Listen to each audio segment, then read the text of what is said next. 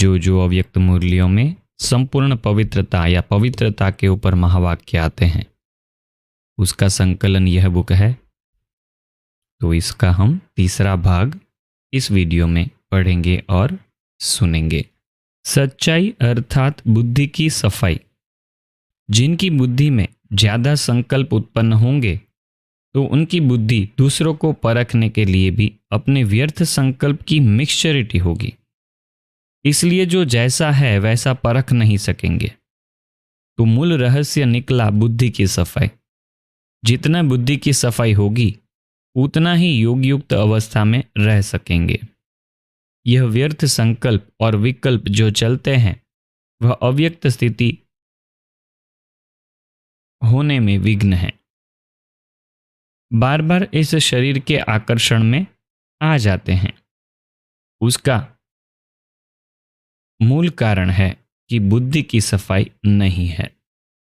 बुद्धि की सफाई अर्थात बुद्धि को जो महामंत्र मिला हुआ है उसमें बुद्धि मगन रहे।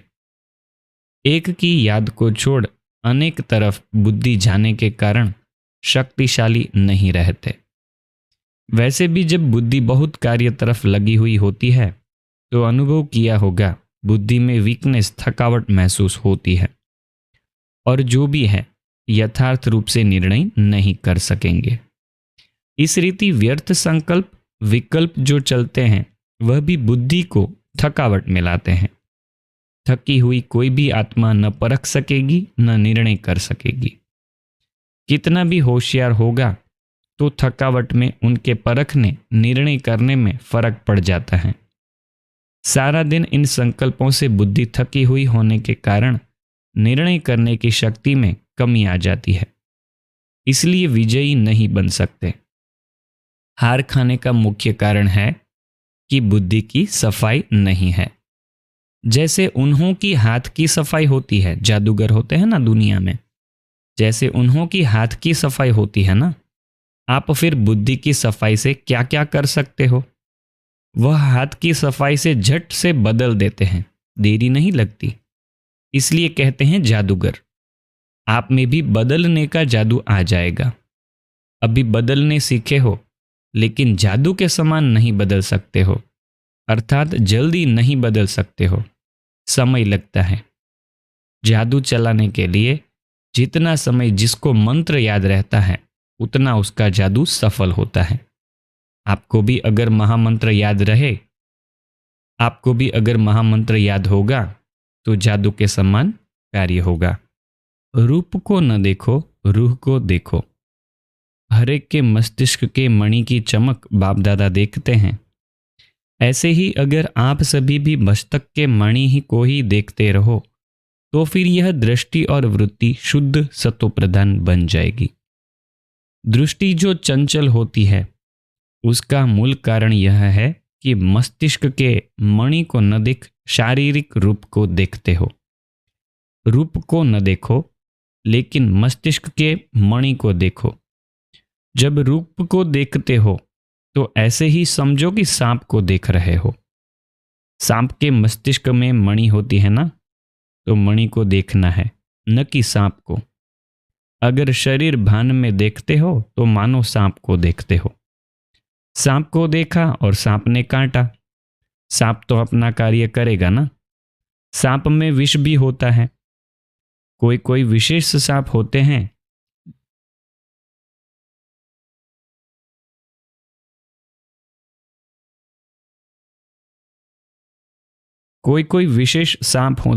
जिनमें मणि होती है। आप गोपों को सांप को कैसे मारना है?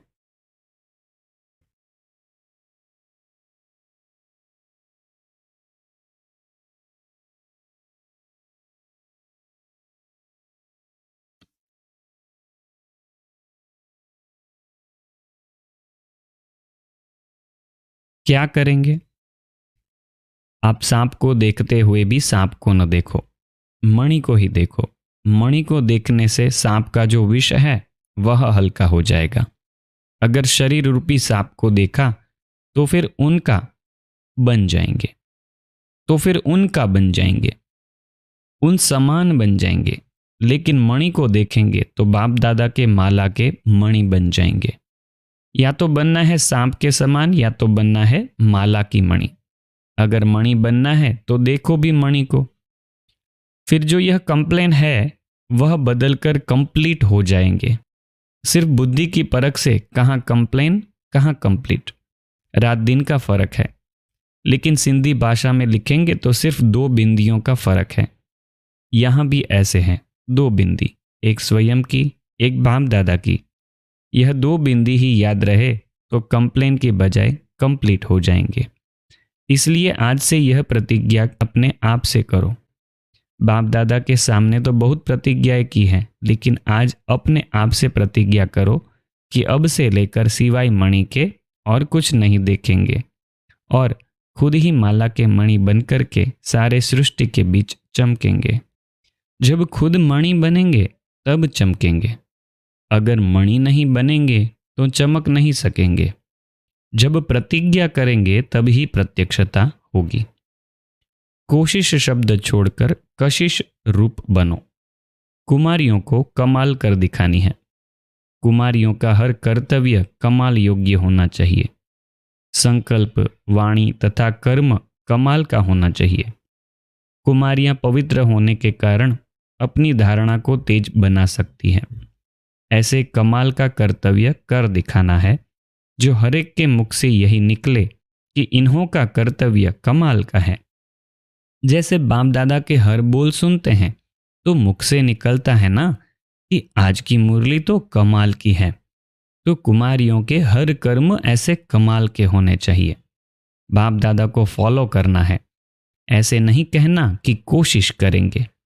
जब तक कोशिश करेंगे तब तक कशिश नहीं होगी। अगर कशिश धारण करनी है तो कोशिश शब्द को खत्म कर दो। अभी कशिश रूप बनना है, फॉलो फादर करना है। बाप दादा कभी कहते थे कि कोशिश करेंगे, फिर आप क्यों कहते हो कि कोशिश करेंगी? कुमारियां कमाल करेंगी तो साथी साथ भी देगा, नहीं तो साथी साक्षी हो जाएगा।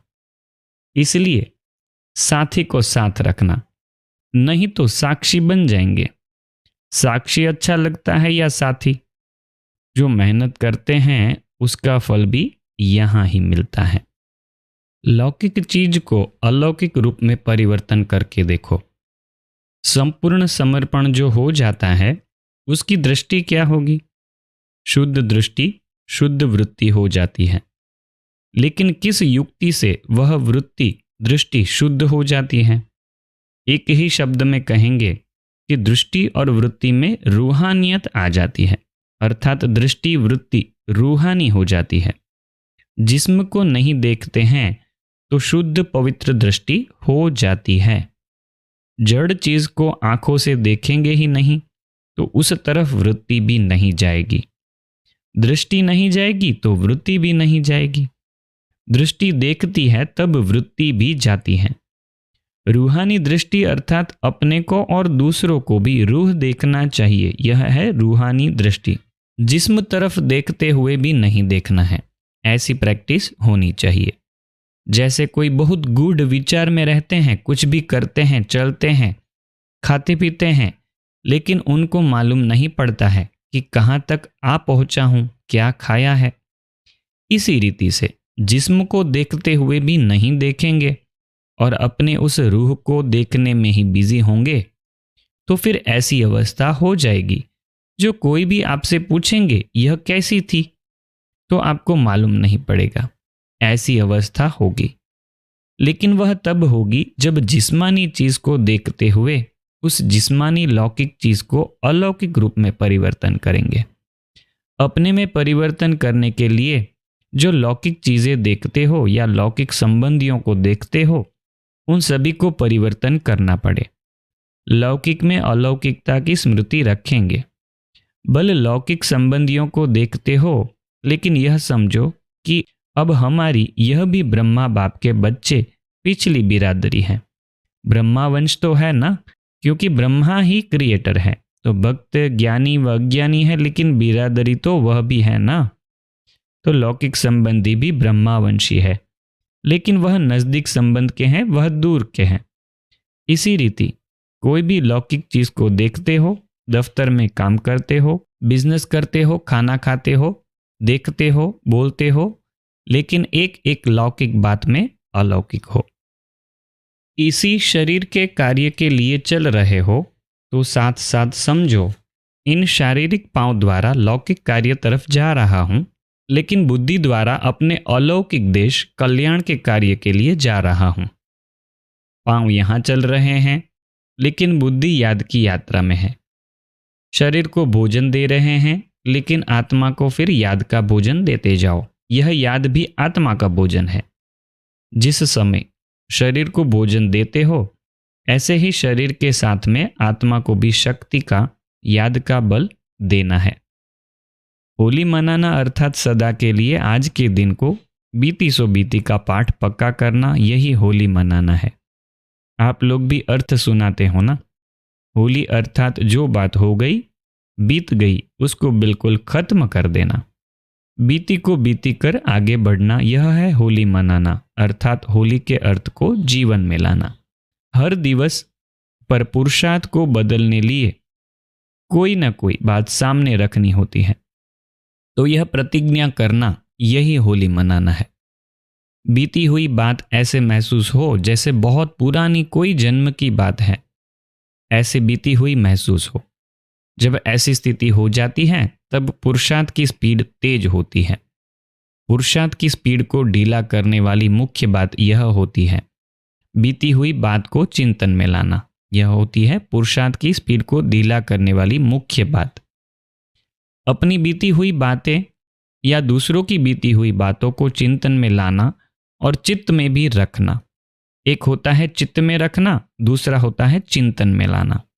जो चित्त में भी न हो, चिंतन में भी न आए, तीसरा होता है वर्णन करना। तो आज के दिन बाप दादा होली मनाने के लिए आए हैं, होली मनाने के लिए बुलाया है ना, तो इस रंग को पक्का लगाना, यही होली मनाना है। होली के दिन एक तो रंग लगाते हैं और दूसरा क्या करते हैं, एक दिन पहले जलाते हैं, दूसरे दिन मनाते हैं। प्योरिटी ही संगम युग की प्रॉस्पेरिटी है। संपूर्णता के समीपता की निशानी है सफलता। जितना जितना अपने को सफलता मूर्त देखते जाओ, उतना समझो संपूर्णता के नजदीक है। यह ग्रुप सफलता मूर्त बनने के लिए कौन सा स्लोगन सामने रखेंगे? स्लोगन यह है, प्योरिटी ही संगम युग की प्रॉस्पेरिटी है। स्लोगन कौन सा है? प्योरिटी ही संगम युग की प्रॉस्पेरिटी है। यह है स्लोगन। प्योरिटी का कितना विस्तार है, प्योरिटी कौन सी और किस युक्तियों से धारण कर सकते हो, इन टॉपिक्स पर टीचर क्लास कराएंगी। बाप दादा सिर्फ टॉपिक दे रहे हैं। प्योरिटी के विस्तार को समझना है। संपूर्ण प्योरिटी मतलब संपूर्ण पवित्रता किसको कहा जाता है? तो पवित्रता ही प्रॉस्पेरिटी है। यह है इस ग्रुप का श्रेष्ठ स्लोगन। समाप्ति के समय संपूर्णता की परीक्षा लेंगे। पेपर के क्वेश्चन पहले से ही बता देते हैं, फिर तो पास होना सहज है ना। संपूर्णता क्या होती है, उसकी मुख्य 4 बातों का पेपर लेंगे। कौन सी 4 बातें, यह नहीं बताएंगे। अच्छा, कुमार अर्थात पवित्र अवस्था। कुमारों का सदा प्योर और सतोगुणी रहने का यादगार कौन सा है, मालूम है? सनत कुमार। उन्हों की विशेषता क्या दिखाते हैं? उन्हों को सदैव छोटा कुमार रूप ही दिखाते हैं। कहते हैं उन्हों की सदैव 5 वर्ष की आयु रहती है। यह प्योरिटी का गायन है। जैसे 5 वर्ष का छोटा बच्चा बिल्कुल प्योर रहता है ना, संबंधों के आकर्षण से दूर रहता है। भले कितना भी लौकिक परिवार हो, लेकिन स्थिति ऐसी हो जैसे छोटा बच्चा प्योर होता है, वैसे ही प्योरिटी का यह यादगार है। कुमार अर्थात पवित्र अवस्था। उसमें भी सिर्फ एक नहीं, संगठन दिखाया है। ठीक है, सनत कुमार को भी संगठन में दिखाते हैं। दृष्टांत में तो थोड़े ही दिखाए जाते हैं। तो यह आप लोगों का संगठन प्योरिटी का यादगार है। ऐसी प्योरिटी होती है जिसमें अपवित्रता का संकल्प व अनुभव ही नहीं हो। ऐसी स्थिति यादगार समान बनाकर जानी है। ठीक है, ऐसी स्थिति बनाकर जानी है। भट्ठी में इसलिए आए हो ना, बिल्कुल इस दुनिया की बातों से संबंध से न्यारे बनेंगे, तब देवी परिवार के बाप दादा के और सारी दुनिया के प्यारे बनेंगे। ठीक है, यह नोट करने लायक बात है कि सारी दुनिया के प्यारे बन जाएंगे। वैसे भी कोई संबंधियों से जब न्यारे हो जाते हैं, लौकिक रीति से भी जब अलग हो जाते हैं, तो न्यारे होने के बाद ज्यादा प्यारे होते हैं। और अगर उन्हों के साथ रहते हैं व उन्हों के संबंध के लगाव में होते हैं, तो इतने प्योर नहीं होते हैं। वह हुआ लौकिक। लेकिन यहां न्यारा बनना है ज्ञान सहित। सिर्फ बाहर से न्यारा नहीं बनना है, मन का लगाव न हो।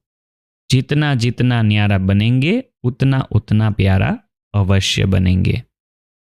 जब अपनी देह से भी न्यारे हो जाते हो, तो वह न्यारेपन की अवस्था अपने आप को भी प्यारी लगती है। ऐसा अनुभव कब किया है? जब अपनी न्यारेपन की अवस्था अपने को भी प्यारी लगती है, तो लगाव से न्यारी अवस्था प्यारी नहीं लगेगी। जिस दिन देह में लगाव होता है, न्यारापन नहीं होता है, तो अपने आप को भी प्यारे नहीं लगते हो, परेशान होते हो।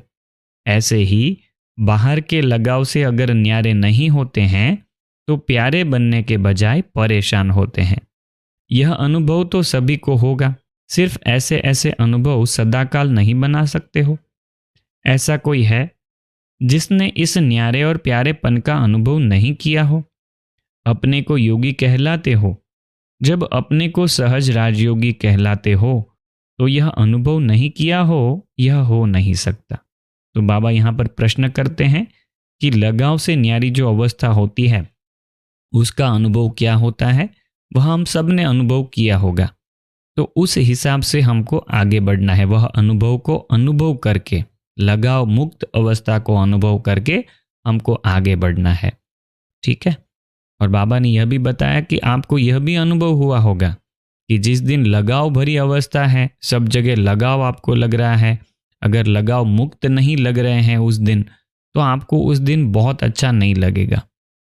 तो उस दिन आपको न्यारापन नहीं लगेगा। संग दोष से बचकर रहना। कोई भी संग दोष में अपने को लाने के बजाय बचाते रहना। कई प्रकार के आकर्षण पेपर के रूप में आएंगे, लेकिन आकर्षित नहीं होना। हर्षित मुख हो, पेपर समझ पास होना है। संग दोष कई प्रकार का होता है। माया संकल्पों के रूप में भी अपने संग का रंग लगाने की कोशिश करती है। माया संकल्पों के रूप में भी अपने संग का रंग लगाने की कोशिश करती है। तो इस व्यर्थ संकल्पों के व माया की आकर्षण के संकल्पों में कभी फेल नहीं होना। और फिर स्थूल संबंधी का संग, उसमें न सिर्फ परिवार का संबंध होता है, लेकिन परिवार के साथ साथ और भी कोई संबंध का संग। ठीक है, यह बहुत नोट करने लायक बात है कुमार कुमारियों के लिए खास। और भी कोई संबंध हो, सहेली का संग भी संबंध का संग है। तो कोई भी संबंधी के संग में नहीं आना, कोई के वाणी के संग दोष में भी नहीं आना। वाणी द्वारा भी उल्टा संग का रंग लग जाता है, इससे भी अपने को बचाना। और फिर अन्न का संग दोष भी है। अगर कभी भी किसके भी समस्या अनुसार व कोई संबंधी के स्नेह के वश भी अन्न दोष में आ गई, तो यह अन्न भी अपने मन को संग के रंग में लगा देता है। इसलिए इससे भी अपने को बचाते रहना। कर्म का संग भी होता है, इसलिए इससे भी अपने आप को बचाते रहना। तब पास विद ऑनर बनेंगी। संग दोष के पेपर में पास हो गई तो समझो समीप आ सकती हो। अगर संग दोष में आ गई तो दूर हो जाएंगी। फिर न निराकारी वतन में, न अभी संगम युग में, न भविष्य में पास रह सकेंगी। बाबा के पास मतलब यहाँ पर ब्रह्मा बाबा के पास, और भविष्य में कृष्ण के साथ। तो ऐसे नहीं रह सकेंगे अगर हम संग दोष में आ गए। यह कुमारियों को बोला हुआ है, मगर सबके लिए यह लागू पड़ता है। इसलिए संग दोष का अलग अलग प्रकार का यहाँ पर संग दोष बताया, उसके ऊपर बहुत ध्यान रखना है अगर हमको संपूर्ण पवित्रता धारण करनी है तो। यहाँ पर इस बुक का तीसरा भाग कंप्लीट करते हैं। आपको यह बुक अच्छी लग रही हो तो वीडियो को लाइक और कमेंट जरूर करिएगा, ताकि हमको पता चले कि कितने लोग इस वीडियो को पसंद कर रहे हैं, यह पॉइंट्स को पसंद कर रहे हैं। तो इसको आगे हम यहाँ से कंटिन्यू करेंगे पेज नंबर 33 से। ओम शांति।